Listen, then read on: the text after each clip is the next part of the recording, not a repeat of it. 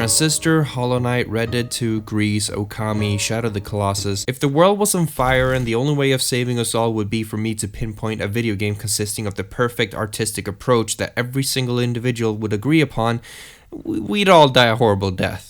Human beings are complex. There are so many things that separate us from one another. In the same way that some people are extroverts, some people are introverts. One person may enjoy ice skating while someone else prefers drawing. The complexity increases when you start questioning what is considered to be art, or in the case of this video, what part or component of a game is artistic. Do you think a game as a whole is art? Or do you judge it by the visuals, the music, the mechanics, or voice acting? Do you consider this to be art? Do you? Or this? We can clearly establish that everyone is different, and trying to achieve the previously stated, to basically find the perfect game, would be like shooting yourself in the foot. There's no point, it hurts, and there's a lot of blood. There is no right and wrong, except if you like trailing missions. What's appealing to you is subjective and based on your own opinions. So what are my opinions? Well, for starters, let's look at GRIS.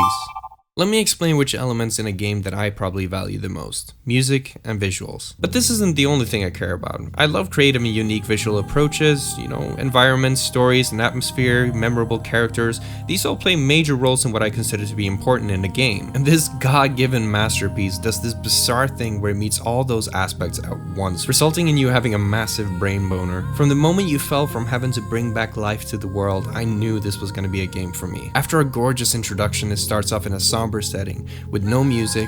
All colors basically have disappeared as GRIS struggles to even get up and start the game. You're quickly showered with a sense of hopelessness as you walk towards nothing, and then the music starts. You start exploring this empty environment, trying to piece together where you are and what happened to this place, and then you meet this white ball of something that guides you to completing your first puzzle. Your reward? The color red. These white beads of light follow you throughout your journey, and while you're exploring the world, you naturally solve more puzzles, granting you more beats, which leads you further into the game. I've heard tons of people say that whilst GRIS is visually amazing, there's not enough game in it, but that's because it's hardly like any other game. It's a story best experienced with a beer on the couch, just taking in whatever breathtaking scenario it'll throw at you. As you progress, the environments change more and more, and for every new part of the world, you're granted with a new ability that helps GRIS continue onwards with their journey. You bring back the first color. Now you're faced with strong winds throwing GRIS around like a paper airplane. You push through and you're rewarded with the ability to become a big ass square rock. Now you're no longer an airplane. The wind's your bitch now. The game's constantly switching up these things you're faced against depending on what abilities you've unlocked, allowing for a more creative and satisfying approach when it comes to its puzzles. And then you do this, and this, and then you meet this little cute guy. Aww. But then, things start to get a little spooky as you descend further into the underground parts of this world. Holy shit! GRIS carries a heavy story that isn't really explained to the player. My takeaway from the story is that it's about dealing with the loss of a loved one and overcoming the hardships that come along with that.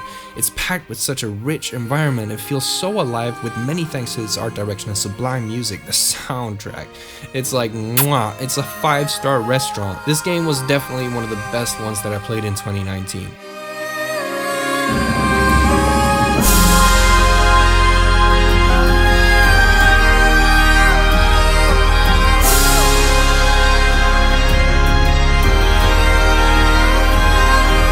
Guardian says it's the most striking game of 2018 and still gave it a 6 out of 10. Guardian, I know art is subjective, but just know that you're delusional and your reviews are a joke, you sack of shit. This game caught my attention in 2017 when I heard one of its soundtrack by Christopher Larkin. Honestly, that was enough to get me on board with this game. Although in a different manner than GRIS, this game also starts off in a dark and depressive setting, but it has cute bugs, what can I say? Now at this point in my life when I picked this game up, I hadn't played too many Metroidvanias, and the ones that I already played always felt like they had a huge maze-like map which always made me feel overwhelmed, up until the point when I just stopped playing those games. You may say, but Nifty, getting lost is a part of Metroidvanias, and I agree, that's not the problem, but too many games within this genre in my opinion allows you to get so lost that you sincerely have no sense of direction, and is often littered with vague goals that ultimately make you feel like you're not progressing at all. The difference with Hollow Knight is that it continues to push you to explore its vast world by breaking the definition of constraint. It doesn't matter where you go in this game, every way is the right way. Rarely did I find myself in a situation where I hit a wall, feeling like the developer didn't allow me to reach a certain area until I had finished a specific task, and if I did, there was always another thing for me to explore around the corner without halting the pace I was playing in. Together with an incredible soundtrack,